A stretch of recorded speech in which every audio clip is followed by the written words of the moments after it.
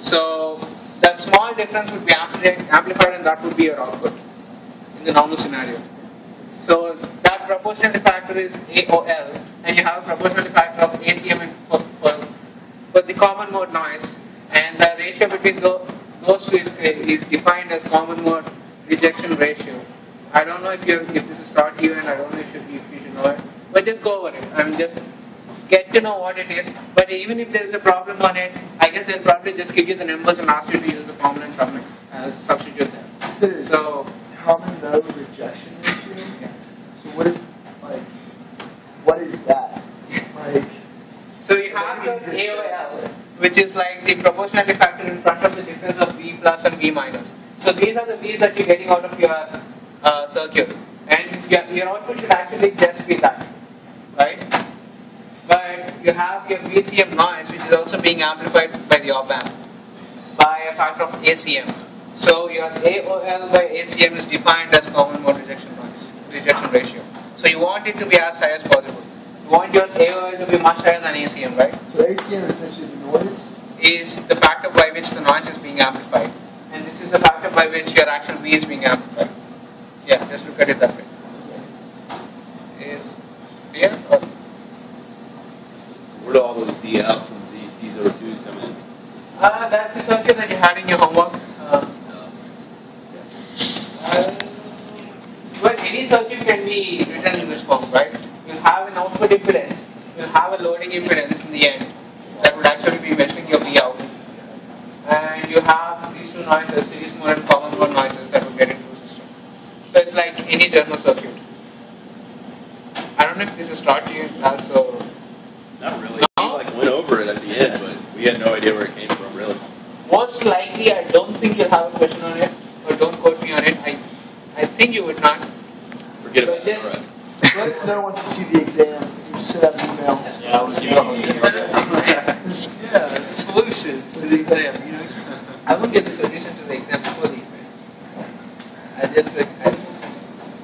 You don't have the solution, but you have the problems, right?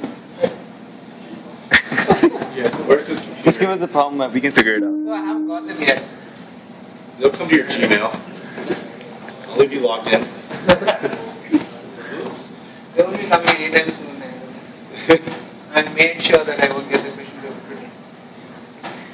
Anyways, okay. Your Fourier series, this is the most common Fourier series, and these are the formulas to calculate your AKs and BKs. I hope these are very straightforward. You just have to plug in the formulas and get the AKs and BKs in this case. You want to express any x of t in terms of this, and you just plug in the x of t and calculate these integrals and get the AKs and BKs. So it's pretty straightforward in this case. And the same Fourier series in complex form is written in this way, where you have only one coefficient ck, which you calculate using this integral. Will we be ever asked to use the complex form only, or if we just use the normal form? If they want you to ask, if they want you to do it in the complex form, they might ask you to do it in the complex form, but they'll most likely do it when your x of t is exponential, because that's when it's easier for you to integrate. We have, say, e power a in here, it's just e power something in the end, right? The integration of it is very straightforward. So maybe that's the only case where you will probably be using the complex form, or else this is good enough. So say it again, when is it easier to use the complex form? When your x of t is exponential. When you have x of t as, say, e power a, then this function will just be e power a minus j k omega t, right? So it's e power some function which would just be that much. I mean, e power something is just the minus of that. I guess e power a plus bt, let's say, dt would just be b times e power a plus bt. So it's very straightforward to integrate. Yeah. Maybe that's the only time you would be using the complex form.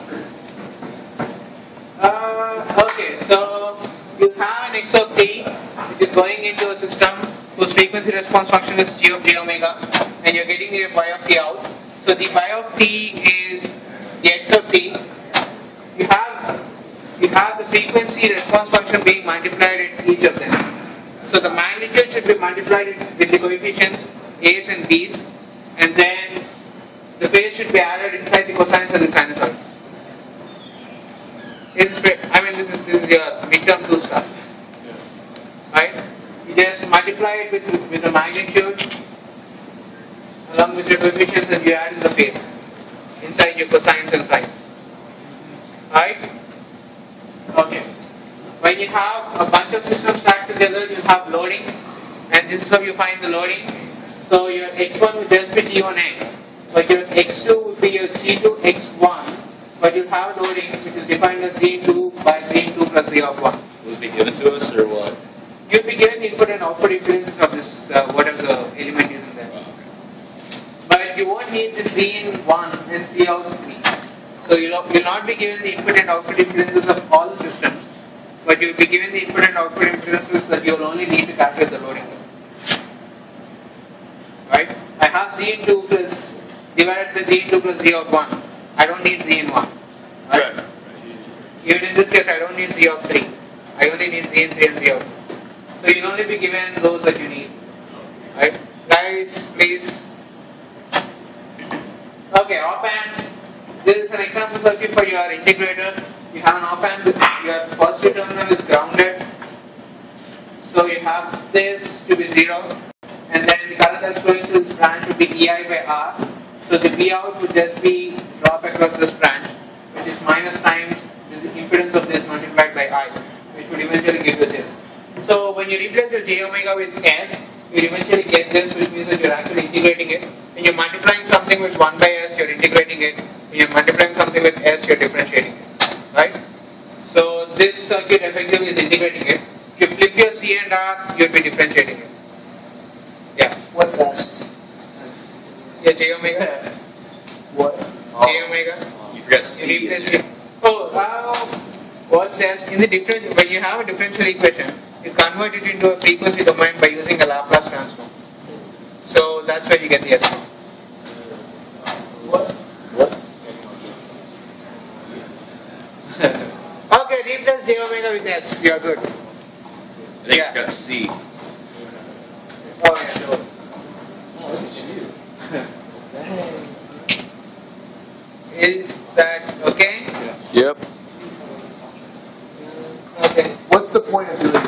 I'm sorry, but what's the point of pulling the S out? Now I'm just telling you that the circuit is integrating your input.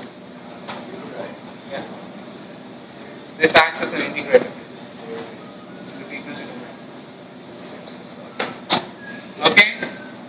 The shell. Right? Nothing. We're talking about how little we know this stuff. But You're doing a great job. you're okay with whatever I've gone through, right? Yeah. Pretty much, yeah. Okay, for any common circuit, you'll be asked to go calculate the loading factors, the loading effect of the circuit. So you have this C and R, and then you have this second circuit C2 and R2, which is being attached to the first one. So you have to know your Z in and Z out to calculate the loading effect, right? You need the Z in 2 and Z out 1. So Z in is what the power would be looking at. So you have circuit 2 being attached to circuit 1. So the input impedance on 2 would be whatever the power that is being plugged into 2 is looking at.